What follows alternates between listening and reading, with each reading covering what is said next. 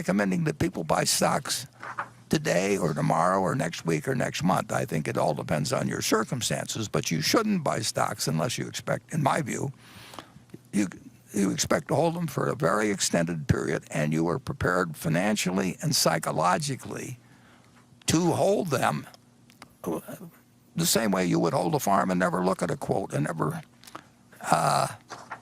never pay it. You don't need to pay attention to them. I mean, the main thing to do, and you're not going to pick the bottom, and nobody else can pick it for you or anything of the sort. You've got to be prepared to, when you buy a stock, to have it go down 50% or more and be comfortable with it as long as you're comfortable with the holding. And I pointed out, I think a year, maybe 2 years ago in the annual report, I pointed out that there have been 3 times in Berkshire's history when the price of Berkshire stock went down 50%. There wasn't anything wrong with Berkshire when those 3 times occurred, but if you're going to look at the price of the stock and think that you have to act because it's doing this or that, or somebody else tells you, well, I mean, how can you stay with that when something else is going up or anything? You've got to be in the right psychological position. And frankly, some people are not really careful. Some people are more subject to fear than others. Fear is something I've really never felt financially, but I don't think Charlie's felt it either. But, some people can handle it psychologically. If you can't handle it psychologically, then you really shouldn't own stocks because you're going to buy and sell them at the wrong time. And you should not count on somebody else telling you this. You should do something you understand yourself. If you don't understand it yourself, you're going to be affected by the next person you talk to. And so you should be in a position to hold. And I don't know whether today is a great day to buy stocks. I know it will work out over 20 or 30 years.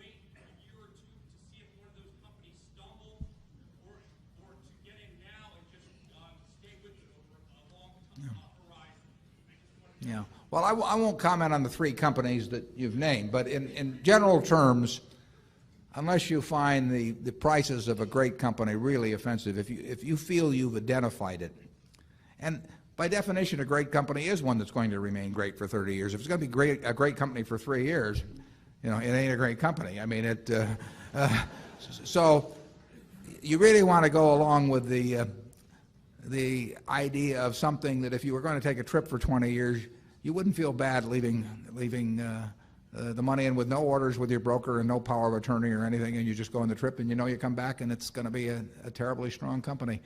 I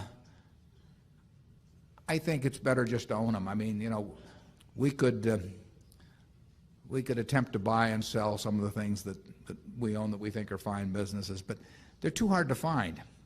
I mean, we found See's Candy in 1972, where we find here and there we get the opportunity to do something, but they're too hard to find. So to sit there and hope that you buy them in the throes of some panic, that you sort of take the attitude of a mortician, waiting for a flu epidemic or something. I mean, I'm not sure that I'm not sure will be a great technique. I mean, it may be great if you inherit it. Paul Getty inherited the money at the bottom in 32. I mean, he didn't inherit it exactly. He talked his mother out of it, but yeah. It's true, actually. Close enough. Yeah, close enough, right? But he benefited enormously by having access to a lot of cash in the early 30s that he didn't have access to in the late 20s, and so you'd get some accidents like that. But that's a lot to count on, and if you start with the Dow at X and you think it's too high, when it goes to 90% of X, do you buy? Well, if it does and it goes to 50% of X, it gets you never get the benefit of those extremes anyway, unless you just come into some accidental sum of money at some time. So I think the main thing to do is find wonderful businesses. Is Phil Carre here? We got the world. Yeah, there's the hero of investing. Phil, would you stand up? Phil is 99. He wrote a book on investing in 1924.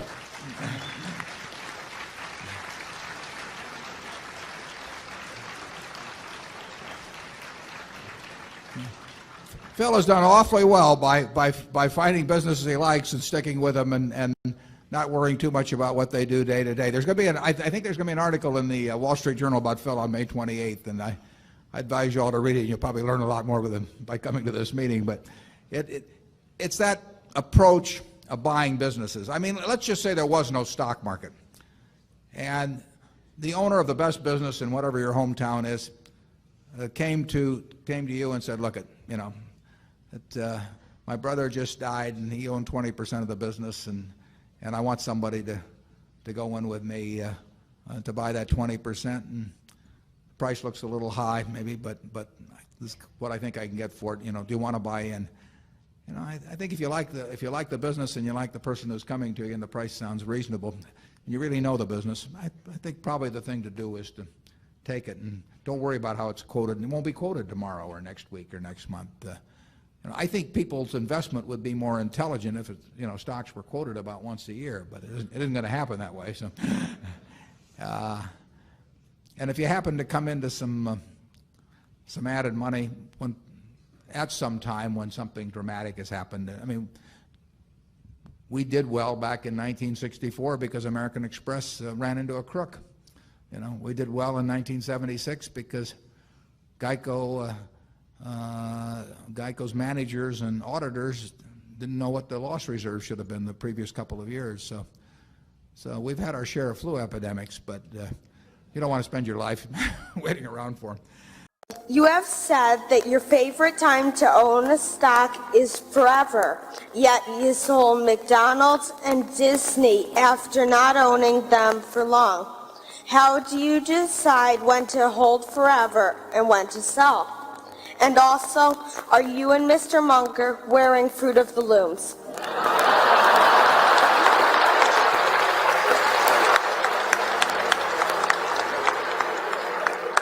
Charlie?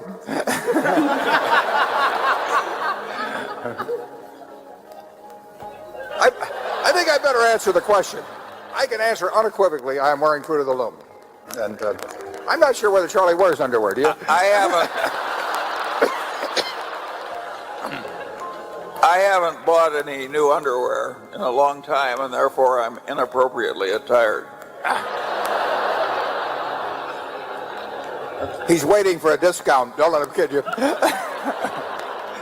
Well, the answer, it's a very good question about selling. I mean, it's not our natural inclination to sell. And on the other hand, and we have held the Washington Post stock since 1973. I've never sold a share of Berkshire, having bought the first shares in 1962. And we've held Coke stock since 1988. We've held Gillette stock since 1989. Held American Express stock since 1991.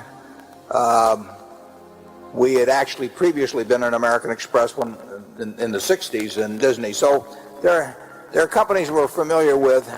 We generally sell,